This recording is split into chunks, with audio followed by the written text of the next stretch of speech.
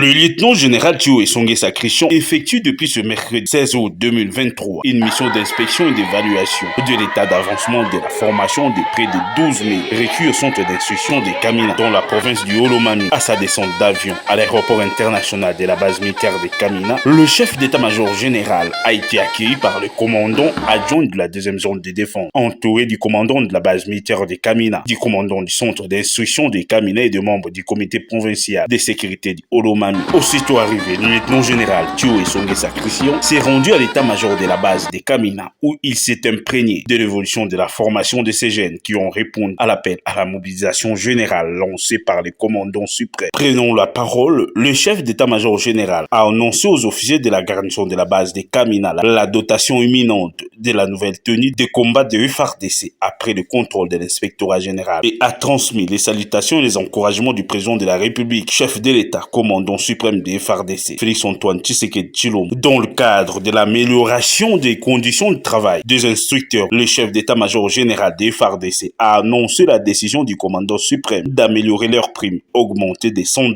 Ce même mercredi, il s'est adressé aux recrues et aux cadres instructeurs réunis à la parade du CI Kamina. Dans sa cause rumorale, le lieutenant général Thio leur a transmis les salutations et les encouragements du commandant suprême Félix-Antoine Tshisekedi pour leur détermination de défendre la nation et leur endurance tout en prêchant la discipline sous toutes ses formes. Il a à cette occasion présenté aux recrues leur nouveau commandant, les généraux de brigade Djanga.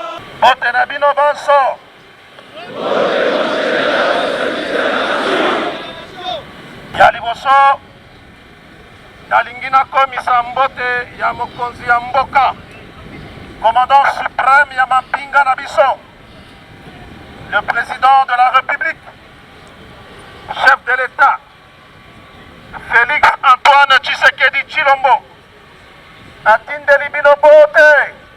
Première fois na yaki, je pense il y a de cela 7 mois. To solo laki, lelo na yeli susu pour la deuxième fois, nazo tala bilongi na bino tango nazo passer troupe en revue, na comprendre que bobeli bokomi ba soda. Avana banda, à part mbote ya mokonzi, na lingina lobela discipline. Na ba mwa oyo bosali na centre, esengeli bozala discipliné. Discipline nde ezo caractériser yo soldat. Tango instructeur alobi na yo fanda na se. Tango alobi na yo telema. Tango alobi na yo bandambang. Nazo profiter ko présenter bino commandant na bino ya sika. Po banda lelo. Remise et reprise ezo salema lelo. Dende commandant CI ya sika. Général Djanga. De Kamina, le chef d'état-major général, se rendra au centre d'instruction de Moura via Lubumbashi pour une mission analogue.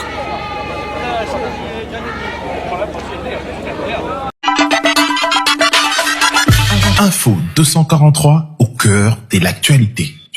Après 30 ans, Dengo Mesana Komona ba activité oyozalaki ya ba paracommando ba exercice aéroporté et lelo ezongi encore une fois de plus ezali bongo signal moko ya ko tuna mituna ebele ya ko solola lelo to ko meka ko tuna mituna wana nyonso autour na makambo pe etali recrutement na kati ya force armée congolaise. Mesdames et messieurs, bonjour et bienvenue dans cette nouvelle édition. To ko sembola ba question d'actualité wana nyonso nanani na porte-parole ya armée mon mboka général Sylvain Ekenge Mbote.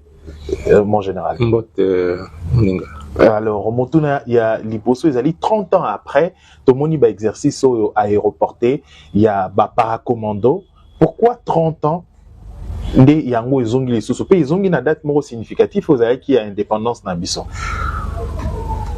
Nyonso ndeni yoloba ke mokonzi mboka commandant suprême en pinga na biso alingi azongisa makambo nyonso na nzela. Soki toza ba problème mwa mingi eza po mosala ya biso ya mampinga ezaki mpenza lisusu na nzela te. Tomonaki bato bauti oyo bauti na groupe boye oyo bauti na composante boye basangani tosali mélange ya bacomposante e tobosanaki oyo babenga na lopoto les fondamentaux de l'armée. Armée mampinga eza na makambo yango esalaka soki eza koteya bato ezalaka lolenge ya koteya oyo baza korespecte yango. Epuis na mampinga ezalaka basoda nyonso bazalaka lolenge moko te.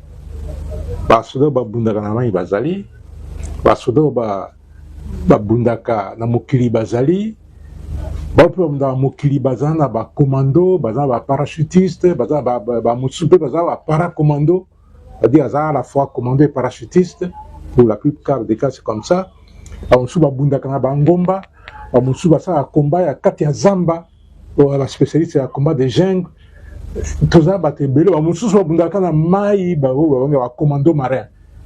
Et biloko nyonso wana tobosanaki yango pendant un certain temps nde mokonzi ya mboka ntango aye susini ya liboso azongisa bafondamentaux wana formation esalema malamu epuis unité na unité ezonga na esika yango yango amonaki recrutement esalemaki ya makasi, abengaki bana mboka baya kokuta biso na kati ya armée baye ebele tokolobela yango mpe tomoni sika lolenge nini makambo ebandi kozonga malembe mpo toza presse te tozokendaka malembe mpo tozongisa armée na biso ekóma na esika oyo ezalaka ntango ya maréchal Mobutu obandi koloba na kotia mayele na ngai na babere vert babere rouge bafantassin.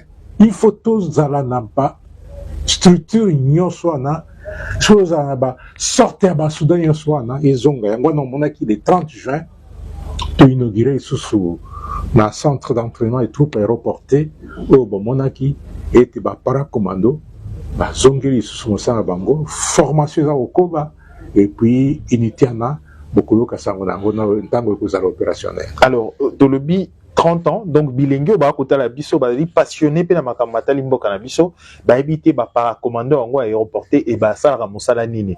Na mon coup c'est aujourd'hui besoin en gros banda que c'est faire ressentir na niveau nini aujourd'hui pour que to faire renaître unité wana. Tout ça spécial.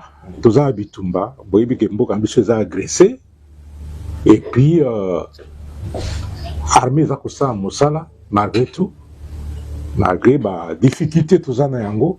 Mais armée eza kosala mosala na yango mais bongaki tozala ba unité oyo mampinga ewoki kozala na yango ba unité commando ba paracommando ba unité ya combat de jungle, unité ya combat en montagne, ba fusilier marin, ba commando marin nyonso na ezala pour que tosala différence.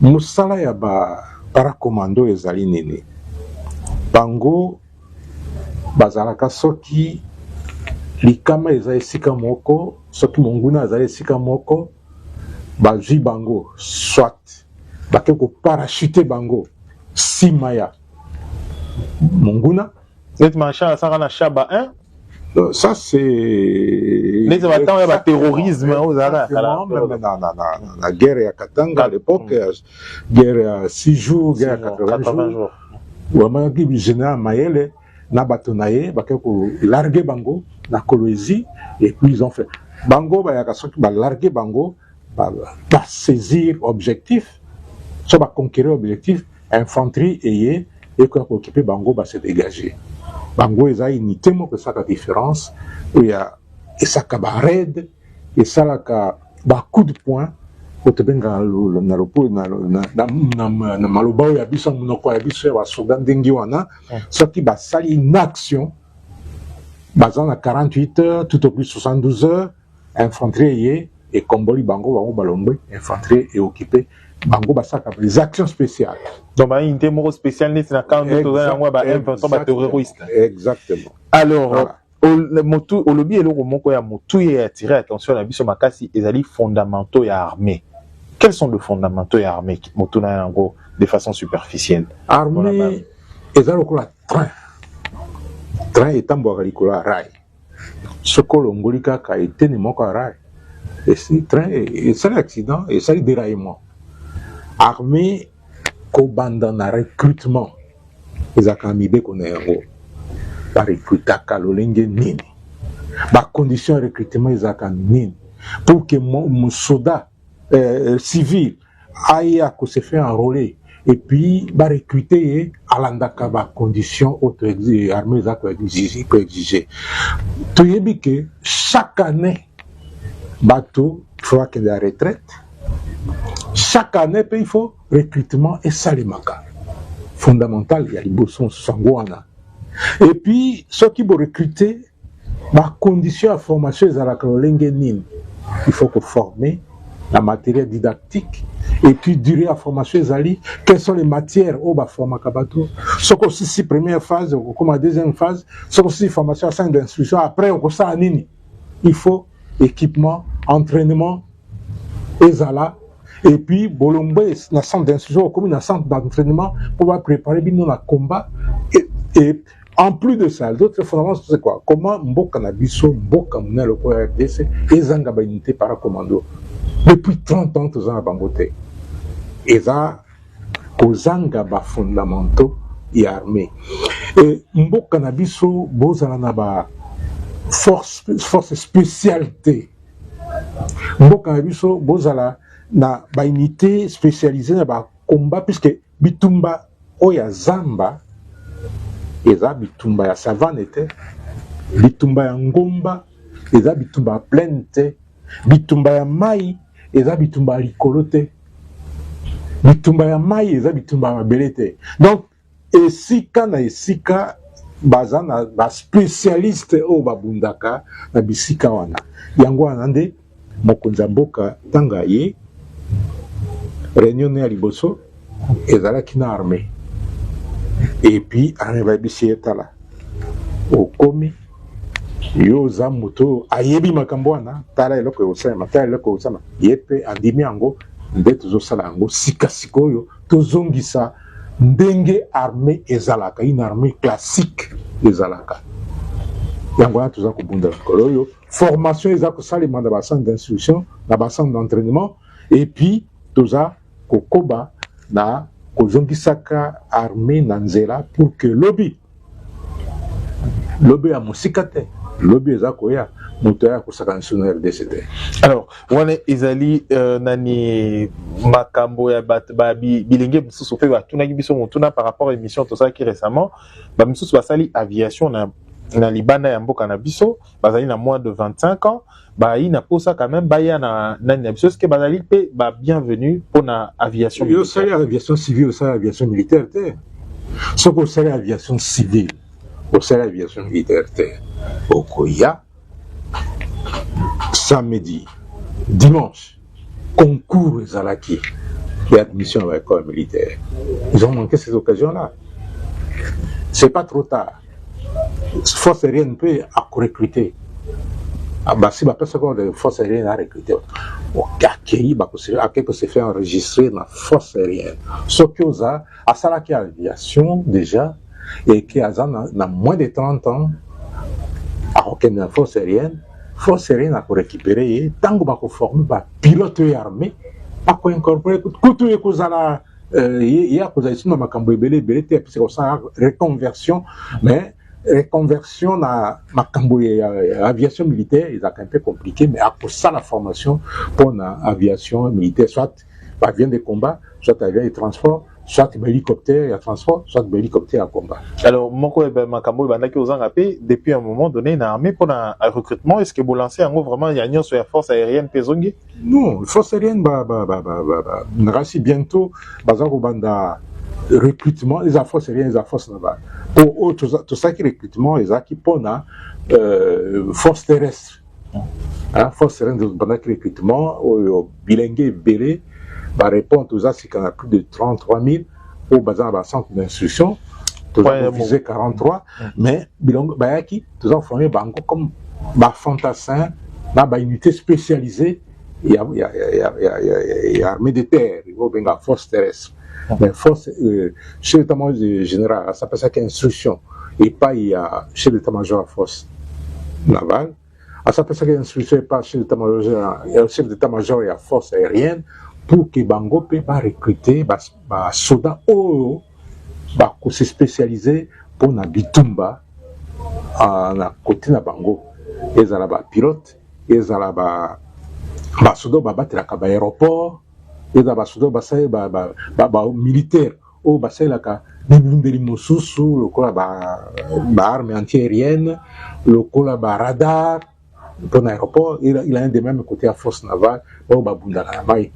Il faut ezala mois prochain je pense bien dans Senza Oyo tokakuna koinaugurer patrouille na biso euti France et c'est comme déjà na boma.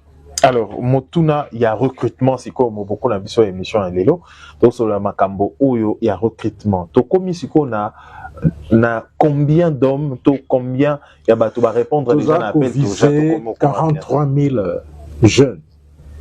Et nous avons profité pour nous, nous avons travaillé en président national, nous avons ok, recrutement si un des arokoba, bah, il y a un centre de regroupement, bah, l'embate.